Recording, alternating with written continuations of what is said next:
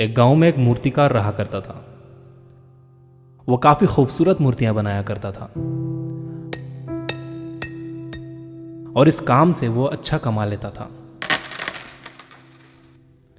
उसे एक बेटा हुआ। उस बच्चे ने बचपन से ही मूर्तियां बनानी शुरू कर दी।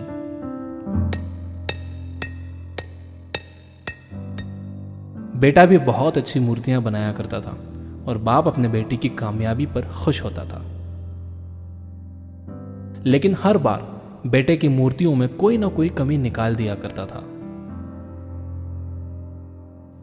वो कहता था, बहुत अच्छा किया है, लेकिन अगली बार इस कमी को दूर करने की कोशिश करना।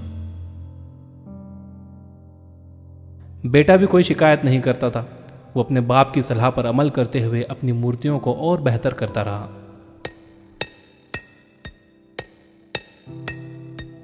इस लगातार सुधार की वजह से बेटे की मूर्तियां बाप से भी अच्छी बनने लगी।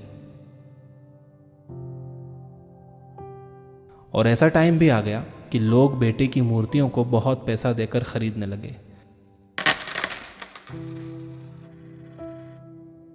जबकि बाप की मूर्तियां उसकी पहली वाली कीमत पर ही बिकती रहीं।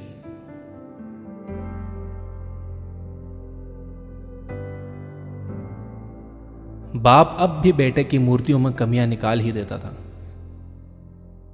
लेकिन बेटे को अब यह अच्छा नहीं लगता था और वो बिना मन के उन कमियों को एक्सेप्ट करता था, लेकिन फिर भी अपनी मूर्तियों में सुधार कर ही देता था। एक टाइम ऐसा भी आया कि जब बेटे के सब्र ने जवाब दे दिया। बाप जब कमियां निकाल रहा था तो बेटा बोला, आप तो ऐसे कहते हैं कि आप जैसे बहुत बड़े मूर्तिकार हैं। अगर आपको इतनी ही समझ होती तो आपकी मूर्तियां कम कीमत में नहीं बिकती। मुझे नहीं लगता कि आपकी सलाह लेने की मुझे जरूरत है।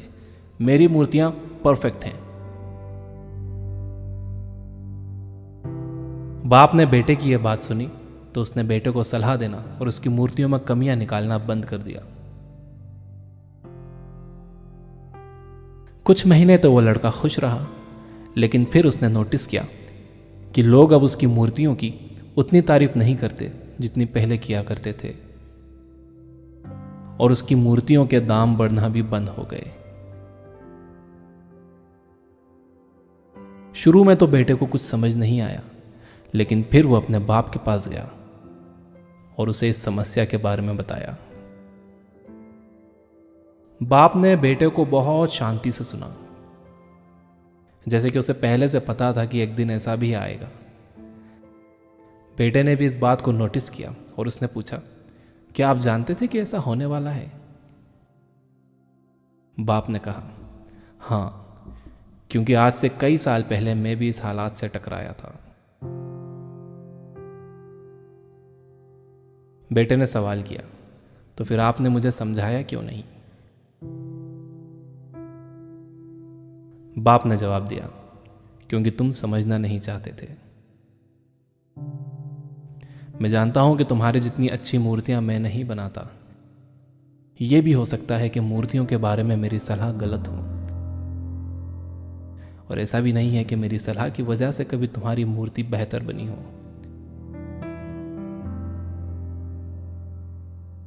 लेकिन जब मैं तुम्हारी मूर्तियों में कमियां दिखाता था, तब तुम अपनी बनाई मूर्तियों से सेटिस्फाई नहीं होते थे।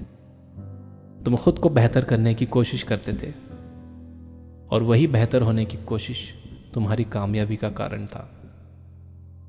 लेकिन जिस दिन तुम अपने काम से सेटिस्फाई हो गए और तुमने यह भी मान लिया कि अब इसमें और बेहतर होने की गुंजाइश ही नहीं है, तुम्हारी ग्रोथ भी रुक गई।